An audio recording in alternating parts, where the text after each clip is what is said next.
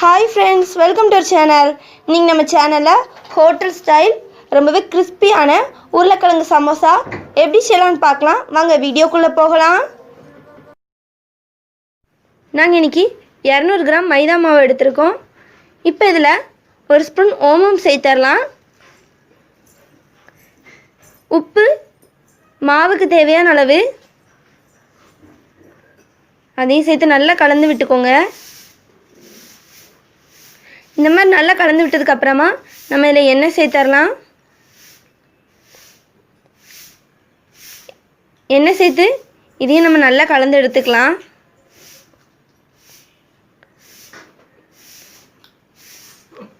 நம்ம எண்ணெய் சேர்த்து கலந்து விட்டதுக்கப்புறமா நம்ம கையை வச்சு பிடிச்சோம் அப்படின்னா இது உதிர்ந்து போகாமல் அப்படி ஸ்டிஃபாக நிற்கணும். அந்தளவுக்கு நல்லா கலந்து விட்டுக்கோங்க.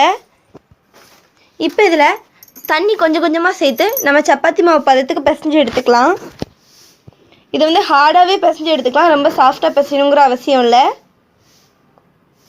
பாருங்கள் ஃப்ரெண்ட்ஸ், இந்த மாதிரி நல்லா ஹார்டாக பிசைஞ்சு எடுத்தாச்சு. 10 நிமிஷம் இது அப்படியே இருக்கட்டும். இது ஊறுறதுக்குள்ளே நம்ம உள்ளே வைக்கிற ஸ்டஃபிங் ரெடி பண்ணிடலாம்.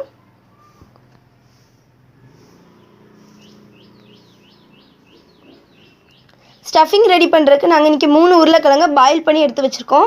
அதை கையை வச்சு இந்த மாதிரி லைட்டாக நம்ம மேஷ் பண்ணி எடுத்துக்கலாம். பாருங்கள் ஃப்ரெண்ட்ஸ், இந்த மாதிரி மேஷ் பண்ணி எடுத்தாச்சு. இப்போ நம்ம ஸ்டஃபிங் ரெடி பண்ணிடலாம். ஒரு பாத்திரத்தில் எண்ணெய் சேர்த்துக்கோங்க. எண்ணெய் நல்லா சூடாகட்டும். எண்ணெய் நல்லா சூடானதுக்கப்புறமா 2 பெரிய வெங்காயம் அது குட்டி குட்டியாக கட் பண்ணி சேர்த்துக்கோங்க. வெங்காயம் நல்லா பொன்னிறமாக மாற அளவுக்கு இதை நல்லா கலந்து விட்டுக்கலாம். வெங்காயம் நல்லா பொன்னிறமாக மாறிடுச்சு. இப்போ இதில் நம்ம பாயில் பண்ணி மேஷ் பண்ணி வச்சுருக்க உருளைக்கிழங்கு உள்ளே சேர்த்துடலாம். சேர்த்து நல்லா கலந்து விட்டுக்கோங்க. நம்ம உருளைக்கிழங்கு சேர்த்து நல்லா கலந்து விட்டதுக்கப்புறமா ஒரு ஸ்பூன் வத்தத்தூள், ஒரு ஸ்பூன் கரம் மசாலா, உப்பு ஸ்டஃபிங்க்கு தேவையான அளவு சேர்த்துக்கலாம். நம்ம ஆல்ரெடி மாவில் சேர்த்துருக்கனால உப்பு கம்மியாகவே சேர்த்துக்கலாம். சேர்த்து நல்லா கலந்து விட்டுக்கோங்க. மசாலாவோட பச்சை வாசனை போகிற அளவுக்கு நல்லா கலந்து எடுத்துக்கலாம். மசாலாவோட பச்சை வாசனை போயிடுச்சு. இப்போ இதில் குட்டி குட்டியாக கட் பண்ண மல்லித்தலை அதையும் சேர்த்து நல்லா கலந்து விட்டுக்கோங்க. அவ்வளோதான், நம்மளோட ஸ்டஃபிங் ரெடி ஆயிடுச்சு. நம்ம இப்போ சமோசா செய்ய ஸ்டார்ட் பண்ணலாம். நம்ம செஞ்சு வச்சுருக்க மாவுலேருந்து இந்த மாதிரி ஒரு மீடியம் சைஸ் பாலை நம்ம திரட்டி எடுத்துக்கலாம். இந்த மாதிரி எடுத்துக்கோங்க. இது மேலே கொஞ்சம் மாவு போட்டு நம்ம இதை விரித்து விட்டுக்கலாம். இதை வந்து ரொம்ப திக்காலாம் விரிக்க வேண்டாம், தின்னாக விரித்தாலே போதும். அதே மாதிரி நம்ம மாவு வந்து வட்டமாவோ சதுரமாவோ திரட்ட போகிறதில்ல, ஓவல் ஷேப்க்கு திரட்டி எடுக்க போகிறோம். பாருங்கள் ஃப்ரெண்ட்ஸ், இந்த மாதிரி ஓவல் ஷேப்க்கு திரட்டி எடுத்ததுக்கப்புறமா ஒரு கத்தி வச்சு நம்ம சென்டராக கட் பண்ணிக்கலாம். நம்ம கட் பண்ணி வச்சுருக்க மாவுலேருந்து ஒரு பீஸ் மட்டும் நம்ம எடுத்துக்கலாம். இப்போ இதில் நம்ம சென்டராக நம்ம செஞ்சு வச்சுருக்க ஸ்டஃபிங்கை வச்சிடலாம்.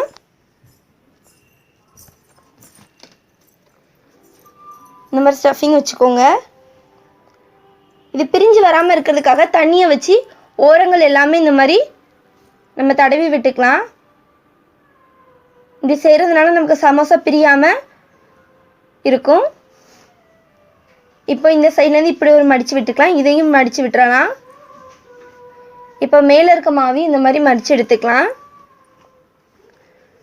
பாருங்கள் ஃப்ரெண்ட்ஸ், நம்மளோட ஒரு வே சமோசா ரெடி ஆயிடுச்சு. நம்ம செகண்ட் வே சமோசா எப்படி செய்யலான்னு பார்க்கலாம். நம்ம செகண்ட் வே சமோசா செய்கிறதுக்கு அதே மாதிரி ஒரு பீஸ் மாவில் ஓரங்களில் இந்த மாதிரி தண்ணி வச்சு தடவி விட்டுக்கலாம். எல்லா பக்கமும் தடவி விட்டதுக்கப்புறமா ஒன் சைடு இப்படி மடித்து விட்டு இந்த சைடு இதை மடித்து எடுத்துக்கலாம்.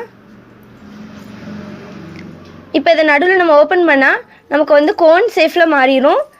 இப்போ இதுக்கு நடுவில் நம்ம செஞ்சு வச்சுருக்க ஸ்டஃபிங் வச்சிடலாம்.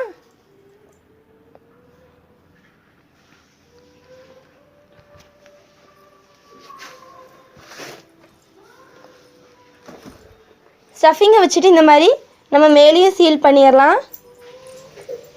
பாருங்கள் ஃப்ரெண்ட்ஸ், நம்ம 2 வே சமோசாவும் எப்படி செய்யலான்னு பார்த்தோம். இதே மாதிரி எல்லா மாவுமே செஞ்சு எடுத்துக்கலாம்.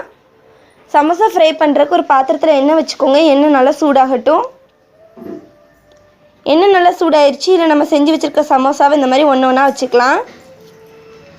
ஸ்டவ்வை வந்து லோ ஃப்ளேம்லேயே வச்சுக்கோங்க.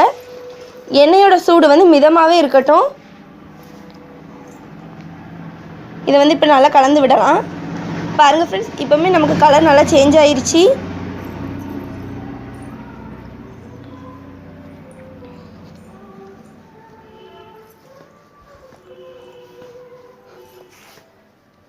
பாருங்கள் ஃப்ரெண்ட்ஸ், 2 சைடுமே நமக்கு சூப்பரான கலரில் கிடச்சிருக்கு.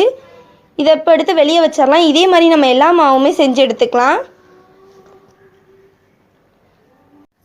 பாருங்கள் ஃப்ரெண்ட்ஸ், நம்மளோட உருளைக்கிழங்கு சமோசா இவ்வளோ சூப்பராக ரெடி ஆயிடுச்சுன்னு.